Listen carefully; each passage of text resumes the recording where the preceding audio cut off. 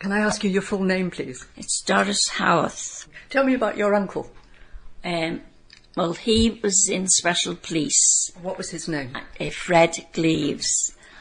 And one night, apparently, two German pilots had been brought down on Southport Beach.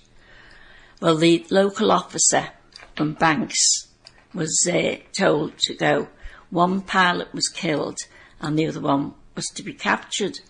So the nearest main police station was Seaforth. So that night my uncle was on duty, was brought there to him, and he was told he had to guard him till higher authorities came to pick him up. But he was not to put in a jail cell. He was to be treated with respect because he was a gentleman and could speak English. He'd been a school teacher. He laughed at the gun, the side pistol your uncle's my gun. Uncle had been given, and he laughed and said that would suit a bull in a field. And anyway, they got friendly because he could speak English. And apparently my uncle used to like to sing songs, and he used to practice when he was on his own. The German joined in because one of the songs my uncle was singing was one of his favourites as well. You can just imagine them, can't you, sitting there singing away. So sworn enemies. Yeah. But evidently higher authorities came from them. And can I ask which schools you went to? I went to Lander Road School, and then it was called the Central School after that, because we all lived with my grandmother because the men were at war, and I was brought up with two cousins and me and my grandmother and my mother, and an uncle who'd lost his wife, who was the father of the other two, and another auntie lived next door.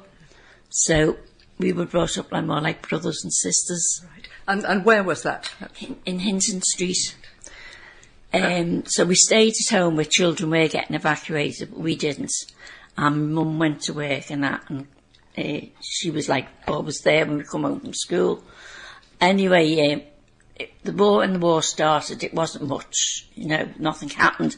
But of course, come to the May Blitz, when it was every night, air raid shelters had been built in the street. It was like blocks, before there was, in blocks, and each house had their own part that they could go in.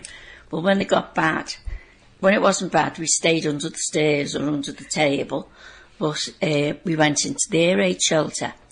But on May the 7th, my gran said we could go to the Matchworks air raid shelters because it was a great big, I always remember, it was like big white tiles with bunks at the side. Of course, as young children, I was nearly 11 then,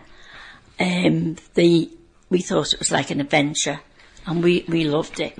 So come the next night, and the air raids went on every night then, I said, can we go back to the Brighton Maze? And my grandmother said, no, we'll just go in the street shelters tonight.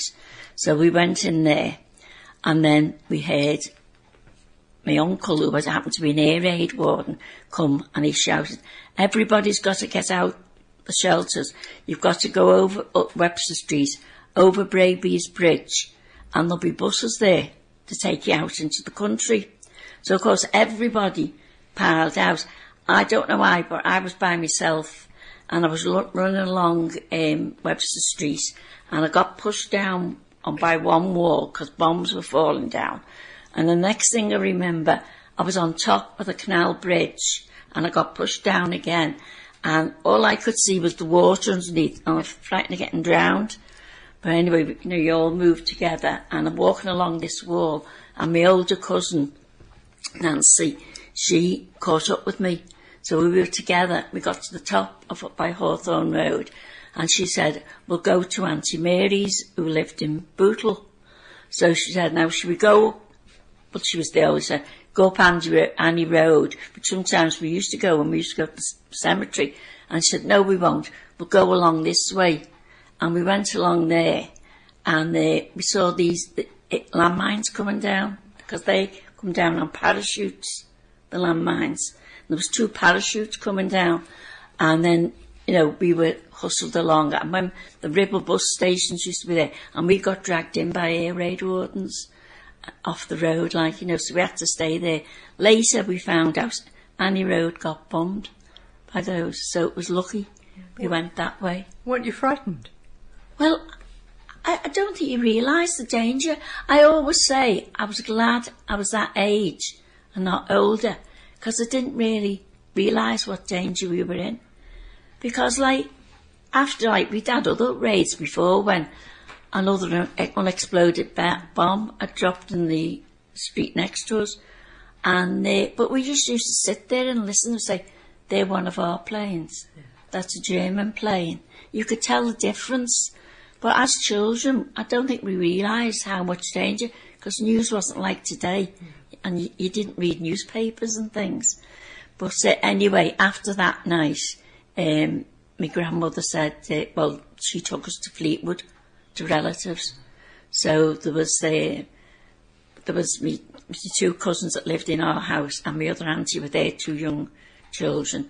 We all went to relatives in Fleetwood. Well, I was there from the May till the October, and then we came back. That time I was 11, so I had to miss 12 months at the central school because he said I wouldn't have caught up. So then I left there at 14. Must have been very different spending that time in Fleetwood from being here in Litherland. Well, I never went to school. Now, my 2 older cousins, my cousin Nancy, she was already working here because she was 17. She went to work, and her brother was 14 that summer, so he had to go to work, and he got a milk round. So they had to find jobs when they were there. But we'd come home in the October, and as far as I can remember, we didn't really have many raids after that. But I remember after the Blackleaths and Lewis and all that, going later, you know, and seeing all the bomb buildings. Oh, yeah. So, and like when we were young, we used to come out the air raid shelters, and we'd run and see who could find the biggest piece of shrapnel, and it'll still be hot. And of course, we loved playing over the bomb sites and in and out the bomb's house. That was our playground. You mentioned the match factory. Now, that was in fact burnt down, wasn't it? That was incendiaries, and that was burnt down. Well, it was just a shell, like, but got pulled down, and now the flats are there. It's amazing how this whole area really has changed, and a lot of that is because of the bombing.